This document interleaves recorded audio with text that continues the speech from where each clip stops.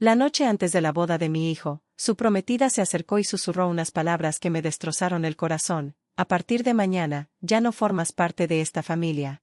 Me quedé en casa al día siguiente, completamente destrozada. Pero al mediodía, la boda se había desmoronado, y el motivo dejó a todos atónitos. Pensé que estaba a punto de entrar en el capítulo más feliz de la vida de mi hijo, y quizás el más gratificante de la mía. Después de todo, había criado a Daniel sola durante 27 años con sacrificios que nadie más que yo comprendería jamás. Había renunciado a ascensos, me había saltado vacaciones y había aprendido a estirar cada dólar hasta casi deshacerlo, todo para que mi hijo pudiera crecer sin sentir el peso de lo que habíamos perdido cuando su padre nos abandonó. Para mí, su boda no se trataba solo de casarse con la mujer que amaba. Era la prueba de que había hecho algo bien, de que había criado a un buen hombre a pesar de todas las adversidades. Al menos, eso fue lo que me dije esa noche cuando pasé por el lugar de la cena de ensayo. Estaba entregando algo en lo que llevaba semanas trabajando, un álbum de recortes de toda la vida de Daniel. Desde sus primeros pasos tambaleantes hasta su graduación de la preparatoria, desde las rodillas raspadas que vendé hasta el día en que lo aceptaron en la Facultad de Derecho. Había puesto todo mi corazón en ello, queriendo que su futura esposa, Jessica, viera cuánto amor y sacrificio habían moldeado al hombre con el que estaba a punto de casarse. Jessica me recibió en la puerta. Estaba deslumbrante como siempre. Un cabello perfecto, un vestido perfecto, una sonrisa perfecta dibujada en su rostro. Pero esa noche, su mirada era más fría de lo que la había visto jamás. Le tendí el álbum de recortes con manos temblorosas y le dije: Jessica, hice esto para Daniel. Pensé que sería un buen detalle que lo hojearan juntos esta noche. Ni siquiera lo miró. En cambio, se acercó, en voz tan baja que nadie más a nuestro alrededor pudo oírla. A partir de mañana, dijo, con una leve sonrisa burlona en los labios, ya no eres parte de esta familia. Las palabras me impactaron como un puñetazo directo al estómago. Parpadeé, sin estar seguro de haberla oído bien. Disculpa, logré susurrar. Me oíste, dijo con la voz llena de desprecio. Hiciste tu parte. Criaste a Daniel. Mañana será mi esposo, mi familia. ¿Y tú? Solo eres un lastre. No te avergüences aferrándote a algo. Me quedé allí paralizado, aferrado a ese álbum de recortes como si fuera lo único que me mantenía en pie. Me ardía la garganta por las lágrimas contenidas, pero no salía ningún sonido. Ella ladeó la cabeza, casi divertida por mi silencio, como si disfrutara viéndome desmoronarme. De verdad, continuó, ya te he tolerado bastante. Daniel T. Queer, claro, pero el amor ciega. Te veo como realmente eres, alguien que no pertenece a nuestro futuro. Así que haznos un favor a ambos. No vengas mañana. Ahórranos todo el drama. Debí haber dicho algo. Debí haberme defendido, haberme plantado cara a todos esos años de sacrificio. En cambio, sentí el peso aplastante de décadas sobre mí. Años de soledad, de trabajar doble turno en la cafetería del hospital, de fingir que no estaba completamente agotada solo para que Daniel no viera lo difícil que era la vida sin su padre. Y ahora esta mujer, la que decía amarlo, me decía que era desechable, inútil, indeseada. Me dio una palmadita en el brazo como si fuera una niña que necesitaba consuelo. Vaya a casa, señora Miller. Duerma un poco más. Mañana será el mejor día de nuestras vidas, y no necesitamos que esté ahí para arruinarlo. No recordaba haberme ido. No recordaba haber conducido a casa entre lágrimas. Lo que sí recuerdo es estar sentada en el borde de la cama esa noche, mirando el álbum de recortes de Daniel mientras mis manos temblaban tanto que casi se rompían las páginas. Cada foto era un recuerdo de amor, de sacrificio, de perseverancia ante las adversidades. Y, sin embargo, mañana debía fingir que nada importaba, que yo no importaba. Las lágrimas me nublaron la vista, pero bajo la angustia, algo más se agitaba en mi interior. Una ira fría y silenciosa que empezó como un susurro y se convirtió en un rugido. Susurré en la oscuridad de mi habitación: si no formo parte de esta familia después de mañana, mañana no estaré allí. Así que, a la mañana siguiente, me quedé en casa. Pensé que la boda se celebraría sin mí. Pensé que Daniel se casaría con ella y que yo quedaría atrás, borrada de la historia de mi propio hijo como si nunca hubiera existido. Pero al mediodía de ese día, toda la ciudad lo sabía. La boda no se había celebrado, y la razón lo cambiaría todo. Para cualquiera que me viera desde fuera, supongo que solo era otra madre sobreprotectora que no quería soltar a su hijo. Esa era la etiqueta que Jessica me había puesto cuidadosamente a lo largo de los años, golpe a golpe calculado. Pero la verdad es que nunca me aferré a Daniel. Lo sostuve porque nadie más lo haría. Cuando el padre de Daniel se fue, no solo me dejó. Abandonó a su hijo. Nunca olvidaré esa noche. Daniel tenía solo 7 años, agarraba su dinosaurio de juguete con una manita y me preguntaba con esos ojos grandes e inocentes, ¿cuándo vuelve papá a casa? No tenía respuesta. Solo lágrimas que intentaba desesperadamente ocultar tras sonrisas forzadas. Desde ese día, solo éramos los dos contra el mundo. Me convertí en todo, el sostén de la familia, la cuidadora, la animadora en sus partidos, la disciplinaria cuando necesitaba límites. Trabajaba doble turno en la cafetería del hospital, a veces llegando a casa tan cansada que me dormía con el uniforme puesto. Pero cada vez que Daniel traía una estrella dorada del colegio, cada vez que me hacía una tarjeta torcida del Día de la Madre con sus manitas, sabía que todo había merecido la pena. Se convirtió en un hombre amable, inteligente y tremendamente ambicioso. Estudió más que nadie que conociera. Quería ser abogado, no por dinero ni prestigio, sino porque, como me dijo un día, mamá, quiero proteger a quienes no pueden protegerse a sí mismos, como tú siempre me protegiste a mí. Esa sola frase me ayudó a superar 1000 noches de insomnio. Así que cuando trajo a Jessica a casa por primera vez hace 3 años, quería, de verdad, que me gustara. Era guapísima, segura de sí misma, el tipo de mujer que parecía iluminar cada habitación en la que entraba. Daniel estaba completamente enamorado, y yo deseaba desesperadamente que fuera feliz. Se lo merecía después de todo lo que habíamos pasado.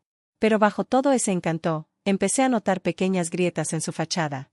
Era educada conmigo en público, toda sonrisas y dulzura.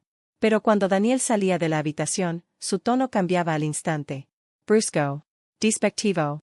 Como si hablar conmigo fuera una tarea tediosa que tuviera que soportar. Nunca me preguntaba por mi vida, mi trabajo, ni siquiera por las historias de la infancia de Daniel.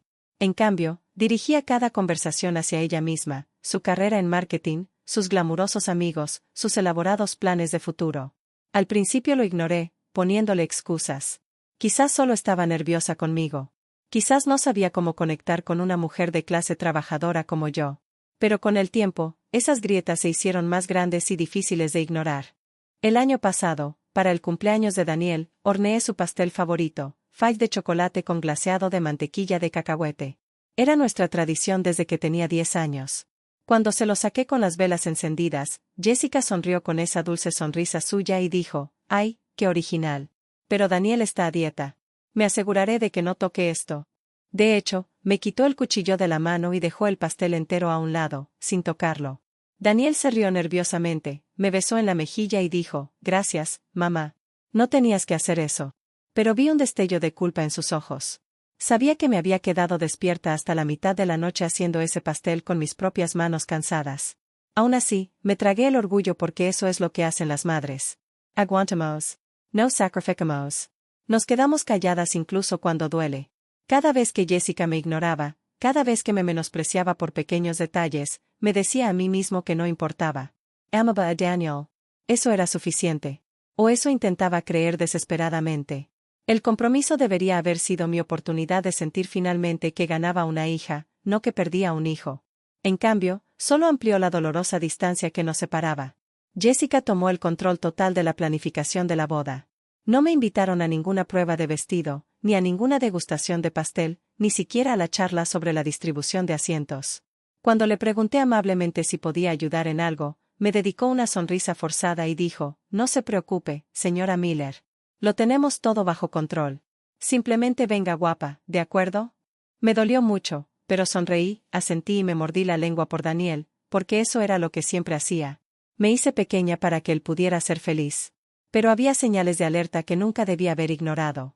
Como la forma en que Jessica siempre parecía más interesada en el posible salario de Daniel que en sus sueños reales.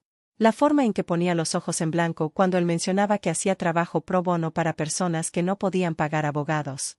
La forma en que lo presentaba en las fiestas, no como mi prometido Daniel, sino como Daniel, el futuro abogado, como si fuera una credencial en lugar de una persona. Al mirar atrás con dolorosa claridad, me doy cuenta de que ella no veía a mi hijo como un hombre con esperanzas y sueños. Lo veía como un trofeo para exhibir, un boleto a la vida que ella anhelaba. Y la noche antes de la boda, cuando finalmente me escupió esas palabras venenosas en la cara, cada pequeña señal de advertencia que había ignorado durante años de repente adquirió un sentido horrible y perfecto. La mañana de la boda, me desperté con los ojos hinchados y el corazón hecho añicos. No me vestí. No me peiné. Simplemente me senté en mi habitación, mirando el vestido azul pálido que colgaba en el armario. El vestido que había comprado específicamente para ese día. El vestido que jamás me pondría. Mi teléfono vibró con un mensaje de Linda, mi mejor amiga. «Qué ganas de verte en la iglesia. Debes estar muy orgullosa». No respondí. ¿Cómo podía explicarle que la propia novia me había desprovisto de la invitación a la boda de mi hijo?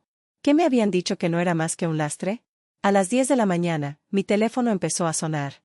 Primero Linda otra vez, luego otros amigos de la iglesia, luego mi vecina Marta. Dejé todas las llamadas en el buzón de voz, incapaz de responder a las preguntas o inquietudes de nadie. Entonces, a las 11:30, Daniel llamó. Mi mano temblaba sobre el teléfono. Una parte de mí quería contestar, oír su voz, contarle todo lo que Jessica había dicho. Pero otra parte, la que había estado rota la noche anterior, no podía. No podía arruinar el día de su boda. No podía ser la villana que Jessica ya me había pintado. Así que lo dejé sonar. Y luego apagué el teléfono por completo. Lo que no sabía era que en ese preciso momento todo se estaba derrumbando en la iglesia. Más tarde, Linda me contó lo sucedido. Daniel estaba de pie junto al altar, guapo con su smoking, pero cada vez más nervioso. No dejaba de mirar hacia el fondo de la iglesia, claramente buscándome. Al no aparecer, apartó a uno de sus padrinos y le pidió que me llamara. Al no responder, el pánico empezó a apoderarse de mí. «¿Dónde está mi madre?», le preguntó a la coordinadora de bodas, alzando la voz. «Ya debería estar aquí». La coordinadora revisó su portapapeles con nerviosismo. De hecho, señor Miller, su prometida nos pidió que no incluyéramos a su madre en la distribución oficial de asientos. Dijo que se resolvió en privado. El rostro de Daniel palideció. ¿Cómo que lo resolvieron en privado? Esta es mi madre. Se supone que debería estar en primera fila. Fue entonces cuando apareció Jessica, resplandeciente con su vestido blanco, lista para que comenzara la ceremonia. Daniel la agarró del brazo, no con brusquedad, sino con urgencia. «Jessica, ¿dónde está mi madre? ¿Por qué no está aquí?» La máscara de novia perfecta de Jessica se desvaneció por un instante. «Daniel, cariño, ya hablamos de esto. Acordamos que la boda sería íntima, solo familia unida. Mi madre es mi familia». La voz de Daniel resonó por la iglesia, tan fuerte que los invitados empezaron a girar en sus asientos. «¿Qué hiciste?» «Simplemente le sugerí que se quedara en casa», dijo Jessica con voz tensa. «Últimamente ha estado muy estresada, y pensé». «¿Le dijiste que no viniera?», preguntó Daniel con las manos temblorosas. «¿Le dijiste a mi madre que no viniera a mi boda?». La iglesia quedó en completo silencio.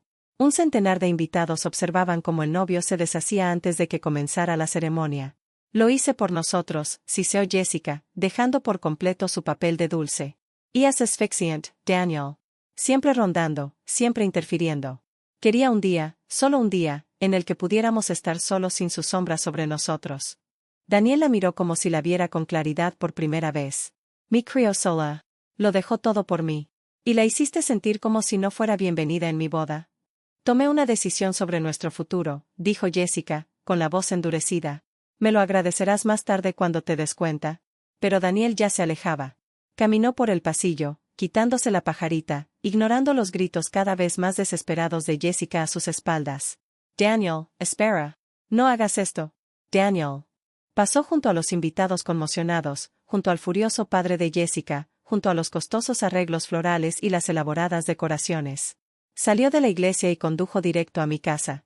Todavía estaba sentada en mi cama cuando oí que llamaban a la puerta con fuerza. «Mamá, mamá, abre la puerta, por favor».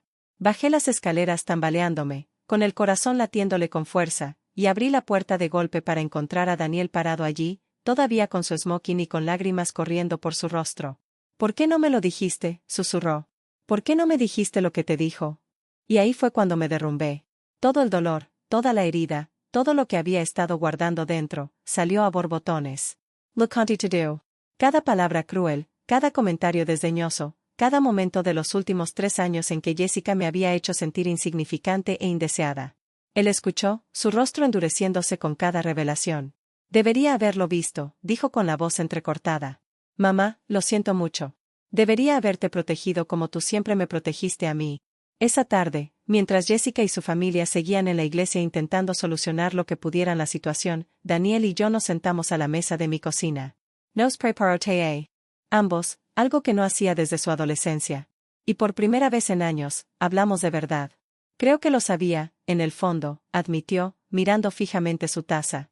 «Había tantas cosillas que no me cuadraban. La forma en que hablaba de ti cuando no estabas. La forma en que siempre parecía calcular, planear, medir todo según lo que pudiera darle. Pero estaba tan absorto en la idea de estar enamorado que lo ignoré todo. En los días siguientes, la verdad salió a la luz de maneras que jamás imaginé.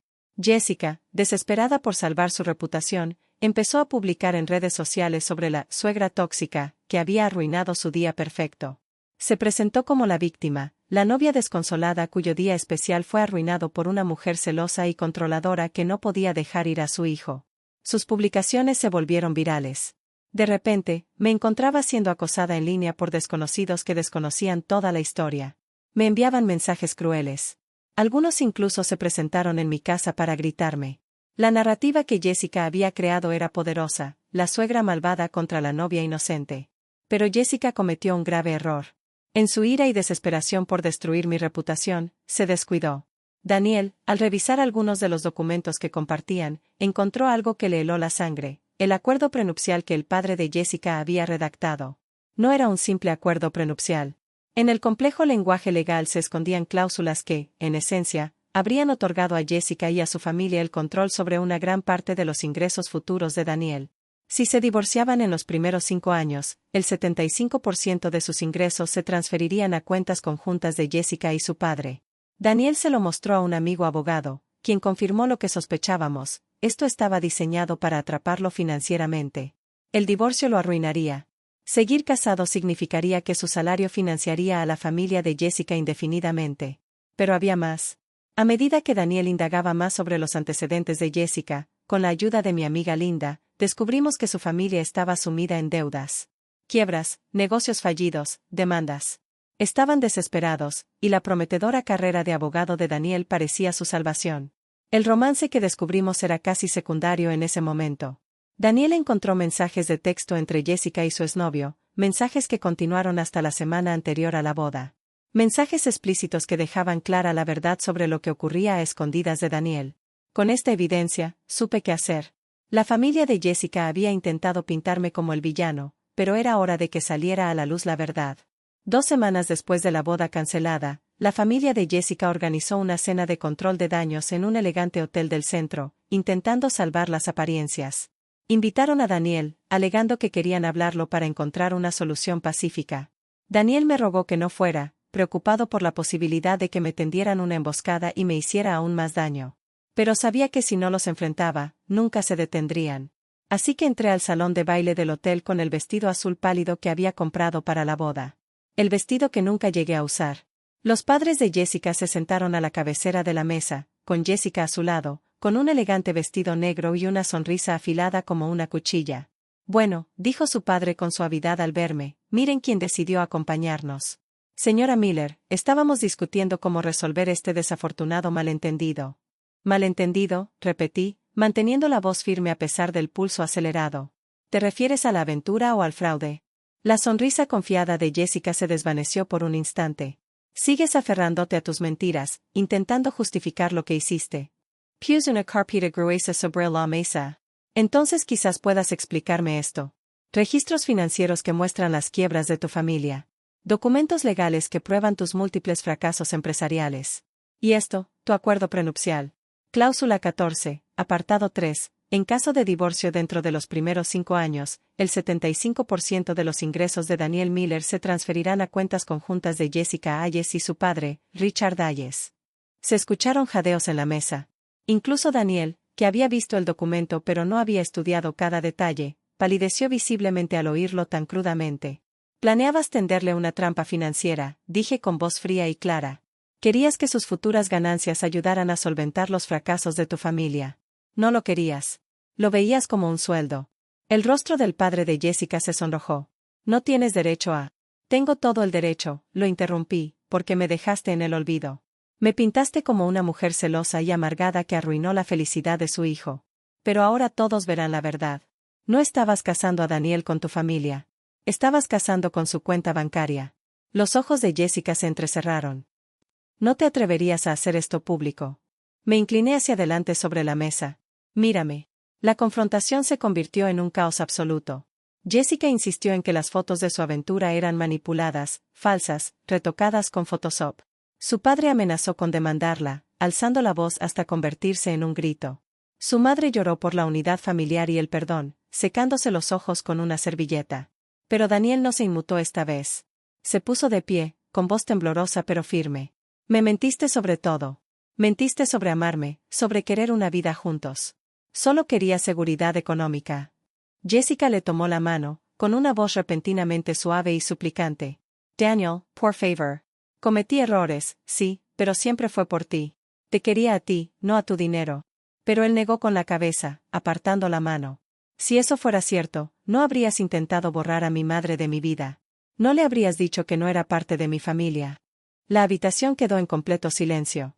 Jessica se quedó paralizada al darse cuenta de que aquellas palabras susurradas la noche anterior a la boda habían regresado para destruirla. Su máscara cuidadosamente construida se quebró por completo, y la desesperación se derramó por las grietas. Te está poniendo en mi contra, dijo Jessica con la voz entrecortada. ¿No ves lo que hace? No, dijo Daniel en voz baja. Lo hices to do too solo. Esa noche terminó con Daniel saliendo del hotel, tomado del brazo. Jessica nos siguió hasta el estacionamiento, gritando, suplicando, sollozando, jurando que no era lo que parecía. Pero por primera vez en toda su relación, Daniel no la miró. Siguió caminando, dejándola atrás en la oscuridad. Al llegar a su coche, Daniel se detuvo y se giró hacia mí. Tenía los ojos rojos y el rostro pálido, pero había una nueva fuerza en su expresión que no había visto antes. Mamá, susurró, debí haberte escuchado desde el principio. Lo atraje hacia mis brazos, abrazándolo como cuando era un niño pequeño con las rodillas raspadas. Ahora ves la verdad, le susurré. Eso es todo lo que importa. Pero mientras nos alejábamos esa noche, las palabras de Jessica resonaron en mi mente. No te atreverías a hacer esto público. Estaba muy equivocada.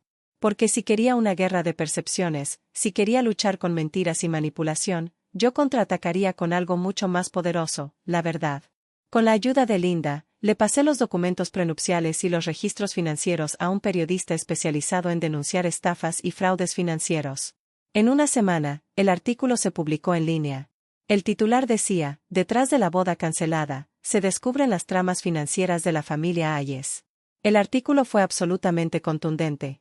Lo detallaba todo, las quiebras, el acuerdo prenupcial abusivo diseñado para atrapar a una joven abogada, e incluso insinuaciones sobre la aventura que provocó el colapso del día de la boda. Por primera vez, el mundo vio la historia no desde las publicaciones de Instagram de Jessica, bañadas en lágrimas, sino desde la perspectiva de pruebas frías y contundentes que no se podían rebatir. Y de repente, dramáticamente, la marea cambió a mi favor.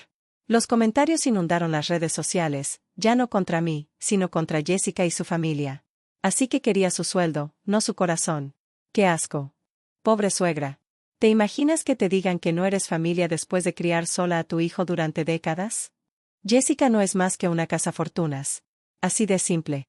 La simpatía que una vez me había sido negada tan cruelmente ahora llegaba a raudales como la luz del sol abriéndose paso entre nubes de tormenta tras años de oscuridad. Daniel, aunque desconsolado y lidiando con las consecuencias, encontró una fuerza inesperada en la verdad que se revelaba.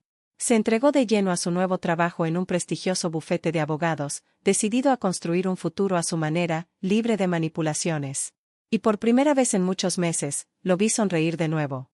No la sonrisa forzada y nerviosa que había mostrado con Jessica, sino la auténtica. La sonrisa que recordaba de su infancia. Una tarde tranquila, mientras tomábamos té juntos en mi porche, él se acercó y me apretó la mano suavemente. Mamá, dijo con dulzura, no sé cómo te mantuviste tan fuerte durante todo esto. Casi me destroza por completo. Miré a mi hijo, el niño que había criado, ahora un hombre forjado a fuego y que emergió fortalecido. Porque he pasado por cosas peores, le dije con sinceridad. Y porque sabía que algún día la verías tal como era. Solo tomó tiempo. Sus ojos brillaban con lágrimas contenidas. Siempre fuiste mi familia, mamá. Siempre. Y lamento haber dejado que alguien te hiciera sentir diferente. Mientras estaba sentada con mi hijo a mi lado, finalmente libre del veneno de Jessica, comprendí algo profundo. A veces, el mayor acto de amor no es aferrarse con fuerza. Es saber cuándo dar un paso atrás y dejar que la verdad se revele. No había arruinado la boda de mi hijo ese día. Lo había salvado de una vida de manipulación y explotación económica. Y al final, ese doloroso día en que me quedé en casa desconsolada, cuando pensé que había perdido a mi hijo para siempre, resultó ser el día en que realmente lo salvé. No solo de un mal matrimonio, sino de una mujer que poco a poco habría destruido todo lo bueno que llevaba dentro, dejándolo sin Blanca económicamente. La boda nunca se celebró. Pero algo mucho más importante sí. Mi hijo aprendió que la única persona que lo había amado de verdad, incondicionalmente, durante toda su vida era la mujer que Jessica se había esforzado tanto por borrar, su madre.